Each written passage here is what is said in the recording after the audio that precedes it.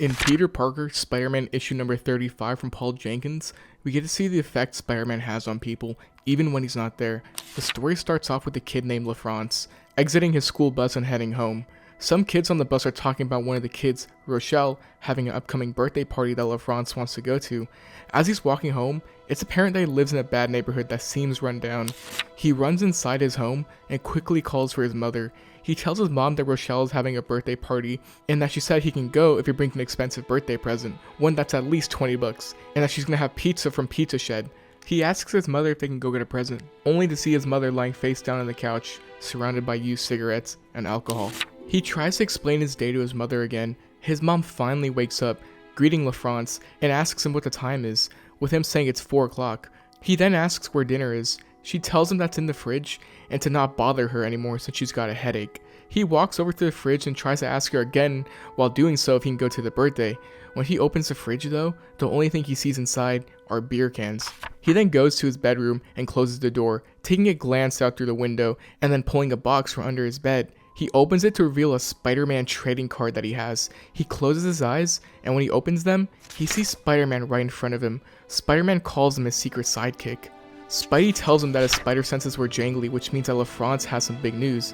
Lefron tells him that Rochelle's having a birthday party that'll have pizza from Pizza Shed. Spider-Man tells him that he's been there a couple times and that's great. He then asks him if he asked his mom. Lefron told him kind of, as she was asleep. Lefron then goes on to tell Peter what he learned in school today, and then asks Spider-Man if he beat up any supervillains on his way there. Spider-Man tells him that he beat Dr. Octopus and the Squid on his way there, saying he whooped their butts real good. He then tells Spider-Man that his mom forgot to make dinner again. Spider-Man tells him that his mom loves him, but she forgets sometimes, and tells him to ask Sammy to share again tomorrow since he never likes his mom's sandwiches anyway. Lefron asks Spider-Man if he can go on patrol with him, with Spider-Man replying with asking if he can count to 20. Lefron says not yet, with Spider-Man saying that the deal is that he's got to learn to count before going out on patrol, telling him that even his mother said so.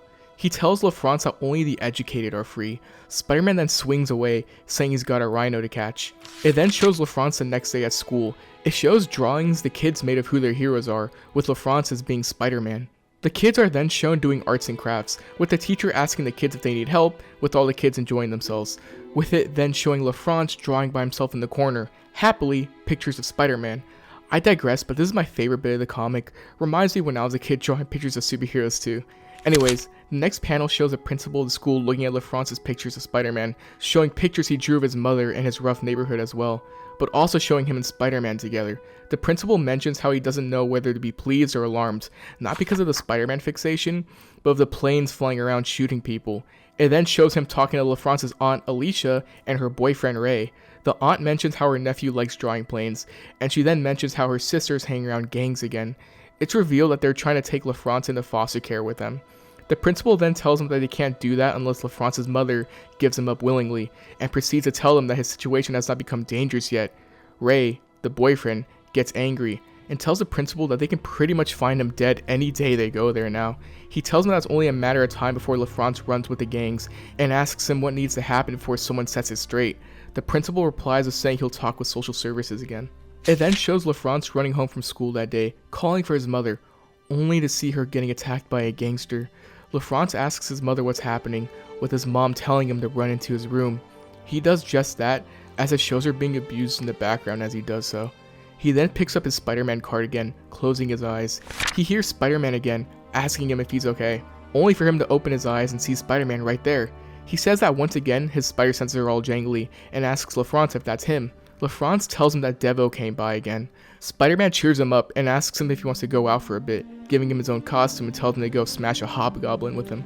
It then shows his aunt Alicia on the phone with social services, where social services tells her that they can't take Lefron since the law won't allow it.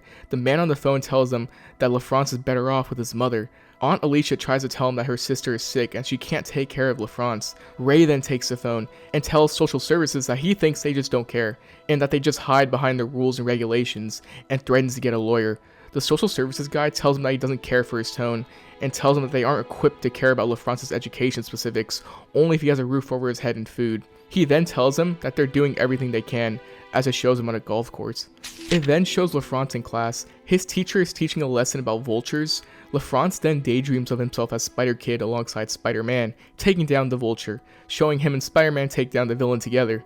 It then shows him talking about his daydream with his aunt at a trip to the park, discussing the details here, as she tells him that's cool, which it is.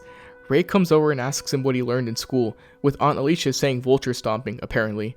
Ray then picks up Lefron and gives him some encouragement, calling him Spider-Kid.